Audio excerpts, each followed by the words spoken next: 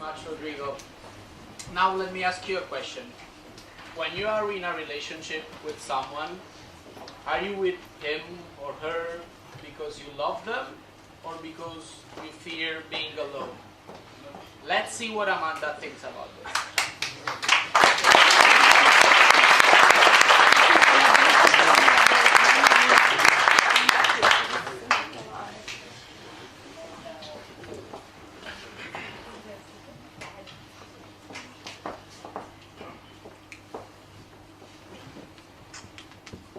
Hello everyone, my name is Amanda, and I am a failure.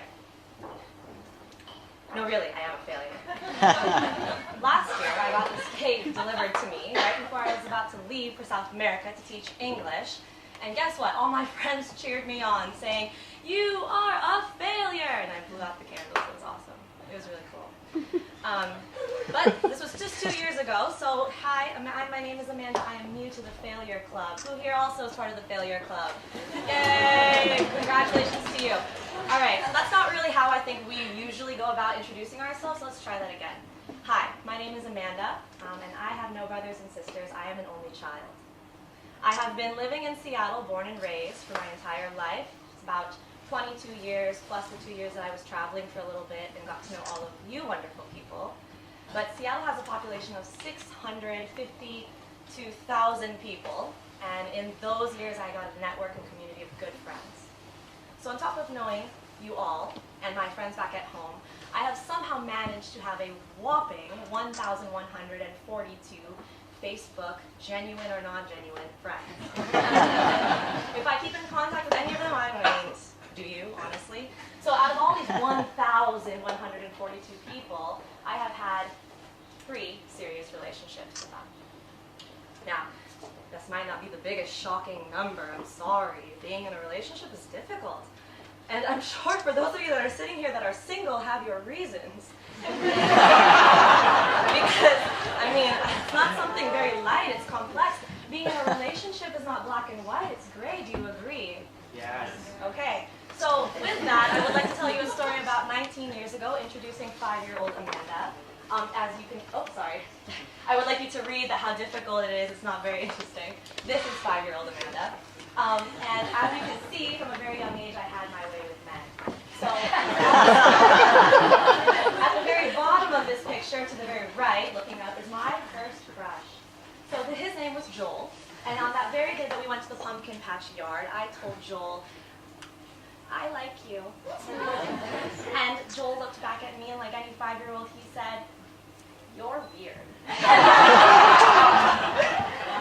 This, folks, is in its purest form the very first senses and instances that I ever felt rejection. And I think, hey, you know what, we can all, I guess, relate in the fact that little kids will just say what's on their mind. And they'll say anything and everything, beautiful or not beautiful, they'll say it.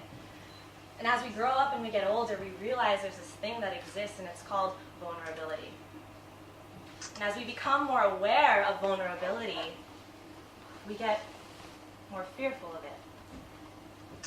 And being fearful of vulnerability is dangerous, because what it does is it harbors us from showing our true emotions. It is really the truest bridge from being a child to growing up to being an adult, because guess what?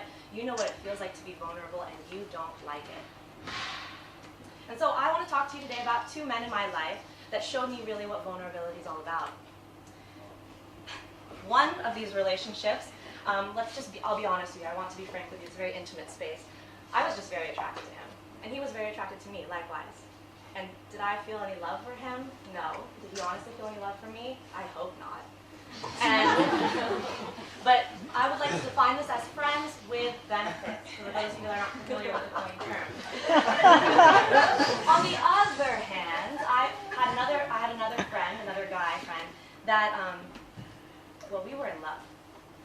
And whatever you'd like to think about my age and how young I am, I know we were in love. And he was really loyal and truthful to me, and we stayed together for a very long time. But eventually, we hit a point in our relationship where we realized that we were not pushing each other forward. We were not giving each other more. We were not growing individually anymore. And at one point in time, we really had to look at ourselves and realize we were a couple lacking in benefits. And so we eventually split ways. So So I want to talk to you about this guy, and I'd like to name him Sprite, like the soda pop. Now, like Sprite, he was very refreshing. He was loyal, and he was truthful, and he introduced me to his family.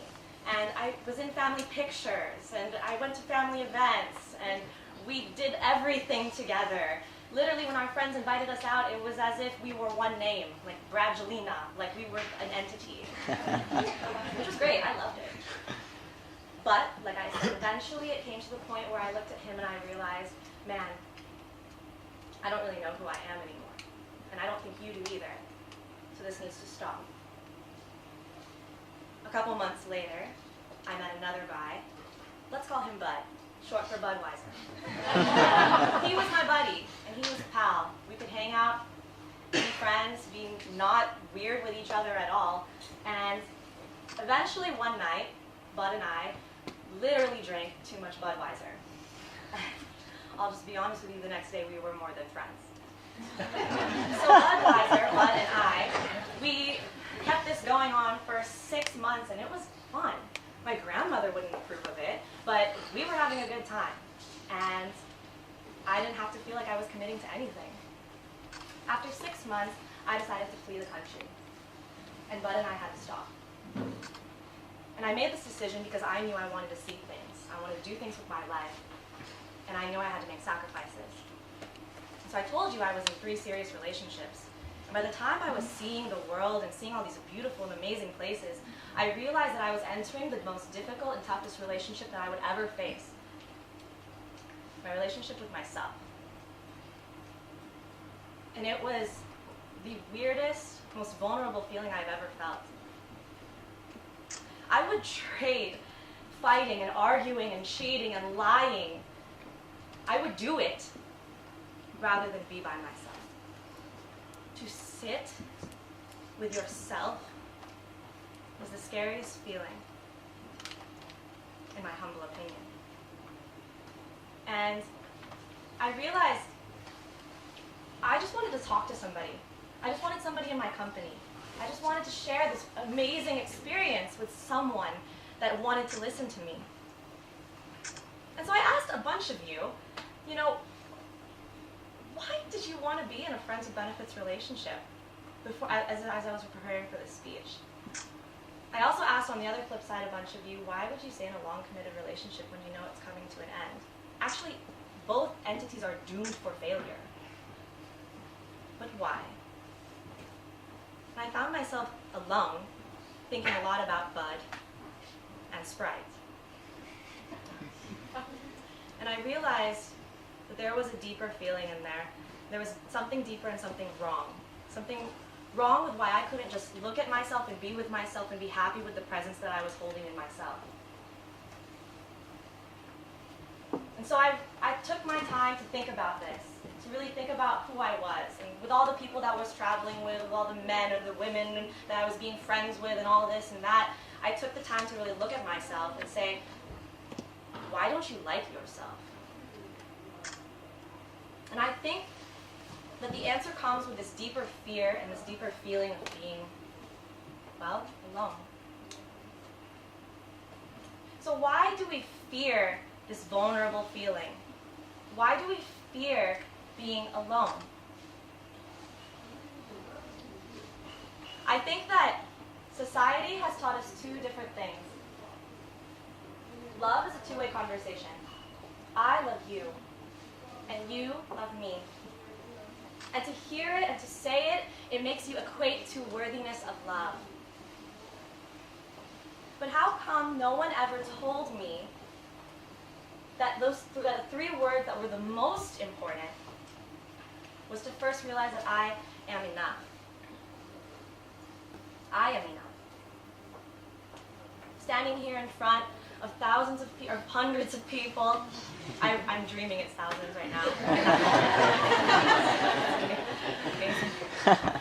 Standing here in front of hundreds of people, 100, I'm still imagining it. But in all sincerity, why is it that society never told me that I am enough, that I had to love and be loved by someone else? And in that, my second question is, Why don't we just celebrate failure? Why don't we love failure? Why don't we bask in failure? Why don't we appreciate and embrace the people that have hurt us so much? Because guess what? They made you better. They made you stronger. Life is two sides. It's happiness and it's heartache. It's hurt and it's pain. It's joy and it's this. It's yin and it's yang. And it's going to take you and do many things to you, so you better buckle up.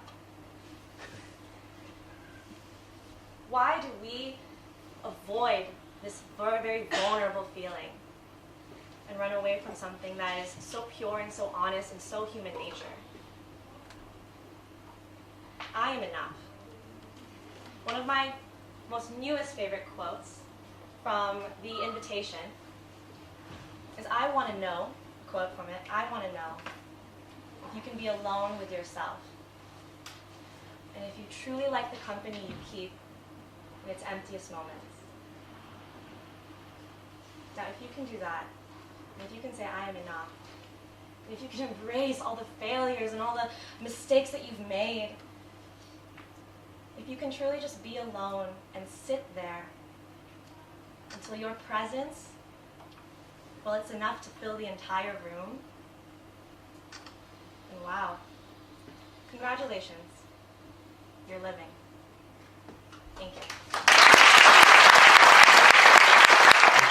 Chosen by the judges, the first place is